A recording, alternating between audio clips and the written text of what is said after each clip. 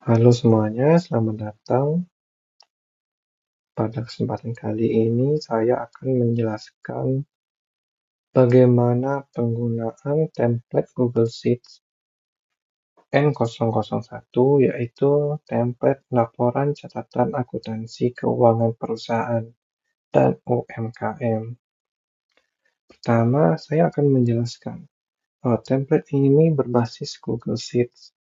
Jadi, user dapat menggunakan template ini di berbagai device, mulai dari komputer, tablet, maupun di handphone.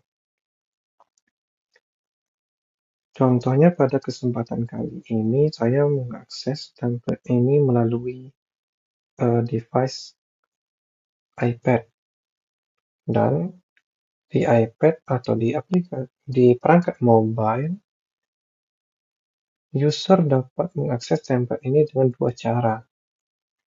Yang pertama adalah menggunakan aplikasi Google Sheets, dan yang kedua menggunakan browser. Keduanya sama-sama bisa digunakan. Tapi, dalam penggunaan aplikasi Google Sheets, ada beberapa keterbatasan yang membuat penggunaannya tidak segampang di browser. Tapi untuk kesempatan kali ini saya akan menjelaskan penggunaannya melalui aplikasi Google Sheets saja. Baik, yang pertama kita masuk ke halaman informasi umum atau informasi usaha. Sebenarnya halaman ini hanya sebagai pelengkap. Yang perlu user isi adalah nama usaha dan alamat usaha. Untuk bagian lainnya boleh diabaikan atau diisi sesuai dengan kebutuhan masing-masing user saja. Berikutnya kita pindah ke halaman intinya, yaitu halaman pengaturan. Sebenarnya pada setiap halaman sudah disediakan petunjuk penggunaan pada sisi paling kanan halaman. Jadi apabila ada yang ragu atau tidak jelas, bisa dibaca dulu petunjuk penggunaan ini. Contohnya pada halaman pengaturan dasar ini semua yang ada di tabel pengaturan dapat diganti, ditambah, dikurangi, ataupun dihapus. Semuanya dapat dilakukan oleh user dan tidak ada yang perlu dikhawatirkan. Baik itu untuk kode akun, nama akun, dan seterusnya, semuanya dapat diganti sesuai dengan preferensi masing-masing user. Tidak ada pengaturan yang baku. Akan tetapi, ada sedikit warning, yaitu untuk penghapusan dan penggantian akun atau data. Sebaiknya dilakukan sebelum pencatatan pada jurnal transaksi dimulai. Jadi, misalnya, user ingin mengganti kode akun untuk nama akun kas yang awalnya 101001 ingin diganti misalnya dengan kode 01. Kode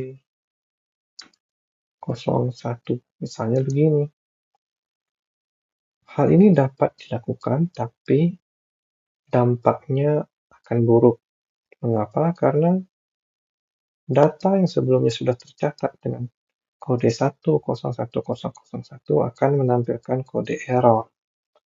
Itulah mengapa sebaiknya pengaturan semuanya dilakukan sebelum menggunakan template.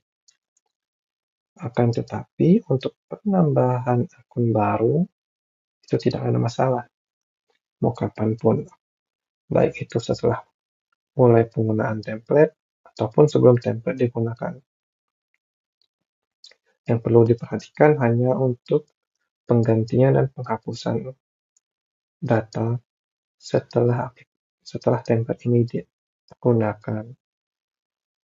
Lalu untuk masing-masing akun disediakan 3 hierarki, yaitu kelompok utama akun, subkelompok akun, dan jenis akun. Hal ini akan menjadi dasar pengelompokan untuk penyusunan laporan ke depannya. Lalu berikutnya kita pindah ke kegunaan akun. Kegunaan akun ini maksudnya adalah akun ini digunakan untuk laporan apa? Apakah laporan neraca atau laporan laba rugi? Itu silakan diatur sesuai preferensinya masing-masing. Berikutnya sisi normal akun. Sisi normal akun ini juga terdiri atas 2, yaitu debit dan kredit. Itu pun silakan diatur sesuai dengan preferensi masing-masing user. Semua pengaturan ini tidak ada yang baku, jadi dapat diatur sesuai dengan kebutuhan masing-masing. Lalu yang terakhir adalah nilai awal. Nilai awal ini adalah saldo dari masing-masing akun sebelum template ini digunakan. Jadi cukup diisi 1 kali saja sebelum penggunaan template. Baik, selanjutnya kita pindah ke halaman jurnal transaksi. Seperti sebelumnya, pada sisi paling kanan sudah disediakan petunjuk penggunaan. Baik, kita mulai dari sisi paling kiri. Setelah nomor, selanjutnya di-input adalah tanggal. Nah, di sini ada sedikit perbedaan pada pengguna aplikasi Google Sheets dengan para pengguna browser.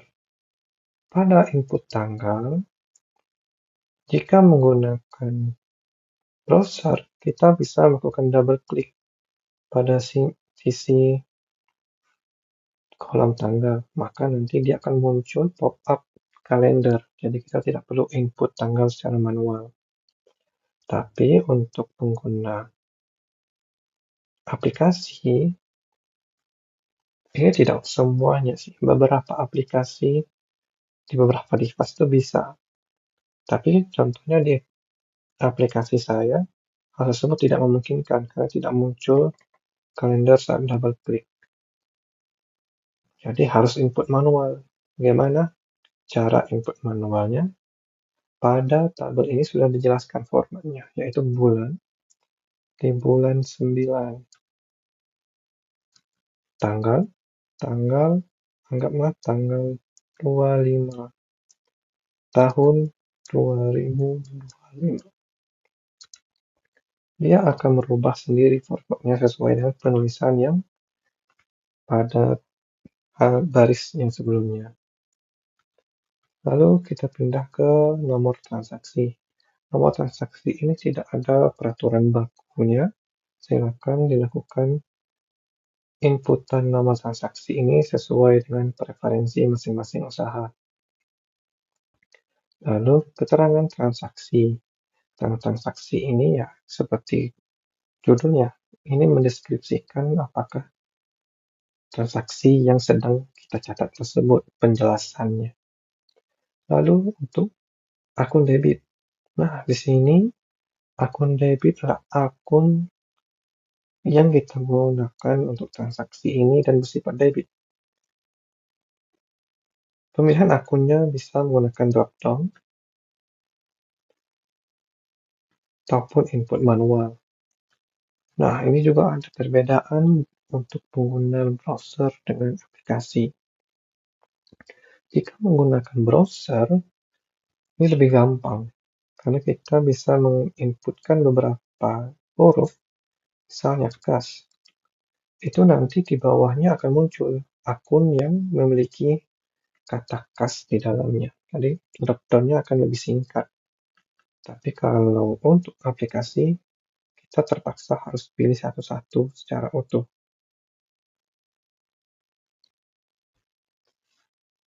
Begitu juga untuk akun kreditnya. Jadi dalam satu baris sudah lengkap pencatatan untuk akun debit dan kreditnya. Berikutnya kita berpindah ke kolom nominal.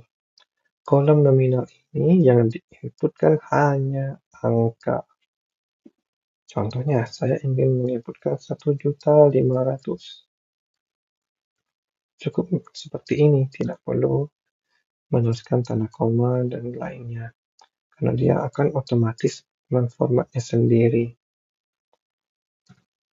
Berikutnya adalah transaksi penyesuaian.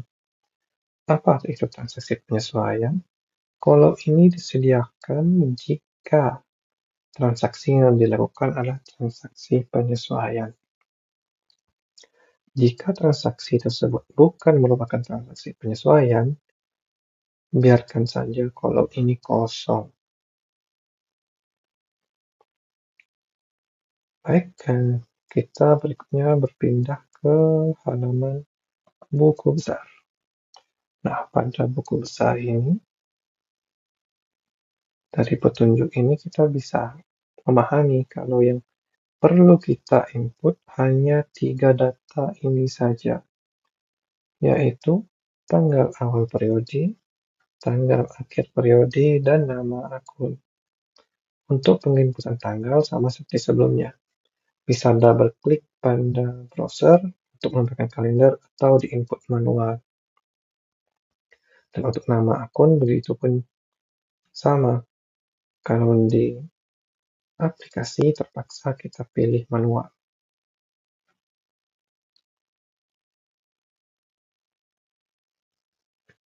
Nanti data buku besarnya akan menyesuaikan sesuai dengan filter yang kita atur. Berikutnya kita pindah ke neraca lajur. Nah, pada neraca lajur juga sama.